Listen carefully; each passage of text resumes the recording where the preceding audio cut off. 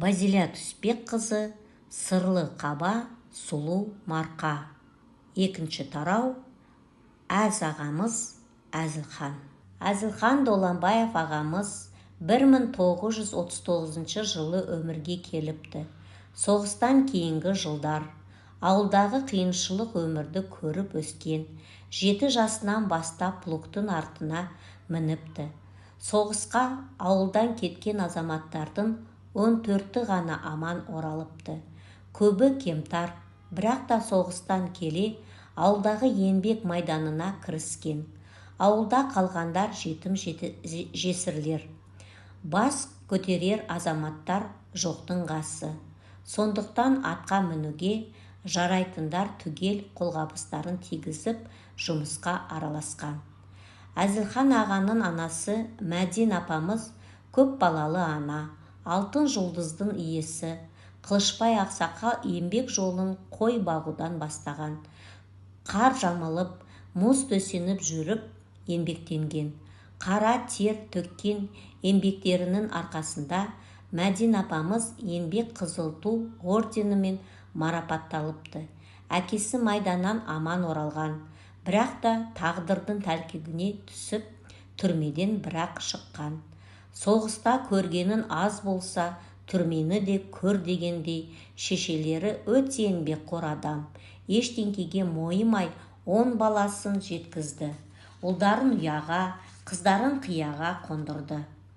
Әзілхан ағаның ата-анасы ұзақта қызықты өмір кешіп өтті. Тағдырдың соққысына қарсы тұра алды.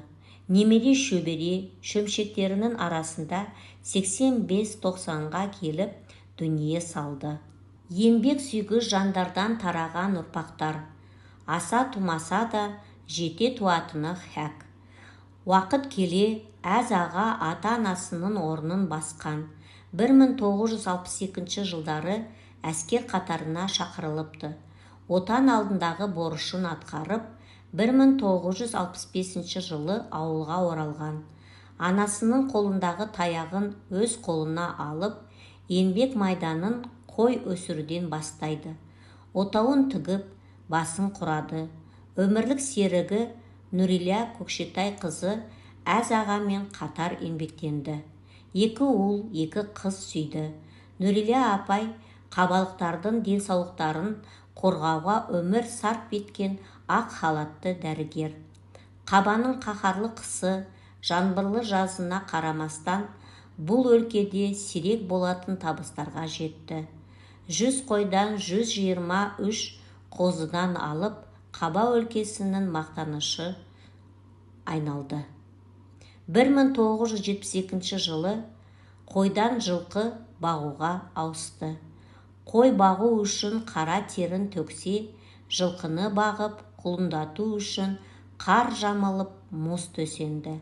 Мұзды белестерден өтіп, күнде күн демей, түнді түн демей, жылқыларды ит құстардан қорғап күзетті.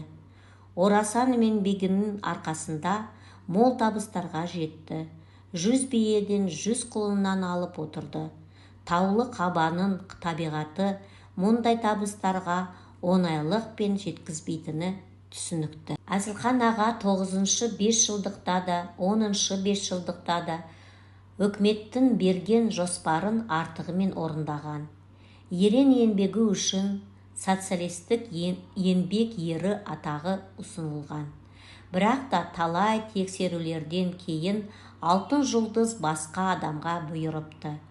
Қанша еңбек сіңірсе де, партияның қатарында болмағандардың алды ашылмайтынын сол кезде ұғыпты. Мәскеуде өткен ВДНХ-ға қатысып, коневодствоның қола медалін иеленді. 1978 жылдары Жезқазған облысымен жарысқа түсіп, жеңіп шыққан. Қай салада еңбек етсе де, жанын сала еңбектенген. Нәтижесін де көрді. 1987 жылы жолдамамен Венгрияға да барып қайтты. Ауылдағы жас жігіттерге тұлға бола білді. Жол көрсетіп, өмірлік тәрбие берді.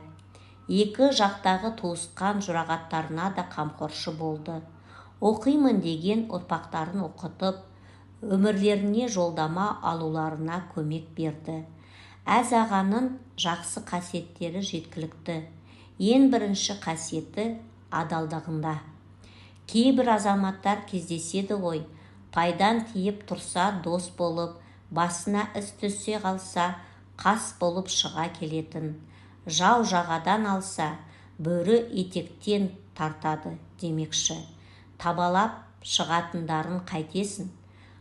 Қатен болса бетіне айтып, адамгершілік қасиетін әз аға әрқашан жоғары ұстайтын.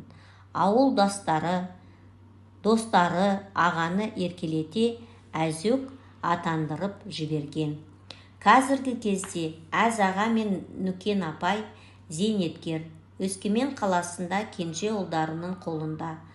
Жас шыға жылда ауылға келеді. Біз де осы асыл жандарды сағынышпен тосамыз.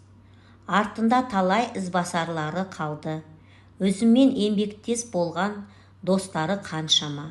Достары туралы жылы сөздерін аяған емес. Менің көргенімді олар да көрді. Барлығымыз бірге еңбектендік. Солардың арқасы емес пе, дейді. Жолдастары туралы айта қалса, таңды атқызады. Айекенев Жанұзақты, Балтабаев Мақсұтты, Балтабаев Шариязданды, Утельбаев Женісті, Бибалинов Медиярды, Бөлкебаев Тоқтарханды, Макыпов Жомартты, Жакиянов Болатты және тағы басқалары туралы айтқан әңгімелерін қызықтап тыңдай бергім келеді. Араларында ең үлкендері Беткенбаев Сағдолла. Ол кісі соғыс ардагері. Ауылымыздағы қазіргі кездегі ең сүйкімді, абыройлы қарттарымыздың бірі. Өмірі осы Қаба өлкесінде өтті. 80-нен асса да әлі сергек, өте қалжыңбас. Кездесіп қалған шақтарда күлісіп бір жасасып қаласын. Әзік ағамыз қандай болса, қасындағы достары да сондай. Бұғымүйіз ауылының тұрғыны анам Майра Бітімбай қызының әз ағаның әке-шешесінің 50 жылдық алтын тойларына арнаған өлеңі сақталыпты. Сәлем сізге, апай мен ағай жан. 50 жылдық алтын тойға келіп отыр көп адам. Бір кездерде ағай-ау, болдың маған туыстай. Жігіт едің қайратты, алмастан құйған қылыштай. Ақылын мол жақсы аға, үлгі болдың басқаға. Өмір кештің көңілді, еш адаммен ұрсыспай. Ерінуді білмедің, теріс жолға жүрмедің. Маңдай терді сыпырып, абырой атақ мол алдың. Қуанышта бүгін жанұя. Жарты ғасыр жұп жазбай, тату-тәтті өткіздің. Қосаған мен қоса ағар, сыйлаған туған балалар. Мәңгілік болсын некеңіз, Бұтабай қызы Мәден мен Даламбай ұлы Қылышбай. Ал апай, сізге келейік, той қызығын көрейік. 50 жыл бұрын осыдан кейін шегініп көрейік.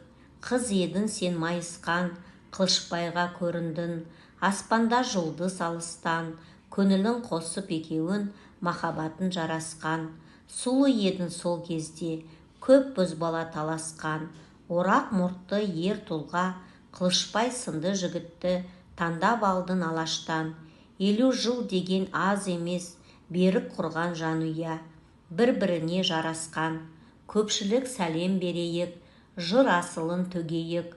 Түн ұйқынды 4 бөліп, әлдилеп сәби тербеткен.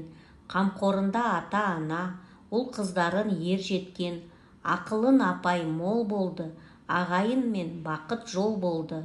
Екінші ұлын Әзілқан, ақ қырау шалған самайы, осы кезде шал болды. 50 жыл жылжып өткен сон, жандар едің шіркін қайратты. Балаларын ер жетті, қиын қыстау күндерді қайыспай бірге көтердің. Ағайынға ақылшы, құрметті болдың айбатты, екеуін де қайратты. Алда асу жол жатты, шетінейік деп ұядан, тұңғышын кім ойлапты? осынау үлкен қайғыны ақылға салып жеңдірген, рахатын дүниенің қол ұстаса меңгерген. Жеріміз сүйген анамыз адамзаттың теңгерген, келіп отыр қауымын, ардақтайды ауылын. Осы тойға кеп отыр жора жолдас бауырын, алдында тұлпар жылқыны мыңғыртып қойды бақтыңыз. Отанға беріп мол өнім, қырманда қызыл бидайды тау-тау үйіп жаттыңыз. Маңдай терді сыпырып шығып жүрді даңқыңыз.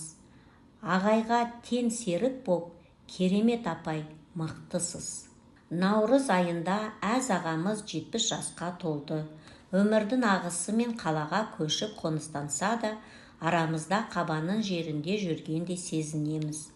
Артында қалдырған адамгершілік іздері мен сіңірген еңбегі ұмытылмас. Мақтан тұтатын әз ағамызға 70 жас мерей тойыңыз құтты болсын демекпіз. Денсаулығыңыз мықты болып, Нүрила апай екеулеріңіз немере, шөбере, шөмшектеріңіздің ортасында ұзақ өмір сүріңіздер. Ата-аналарыңызға арналған өлең шумақтарын оқып, бір сәтке сол тойдың үстінде отырғандай әсер алып, қуанышқа бөленіңіздер. Төсқайын ауылы, 2009 жыл 20 ақпан.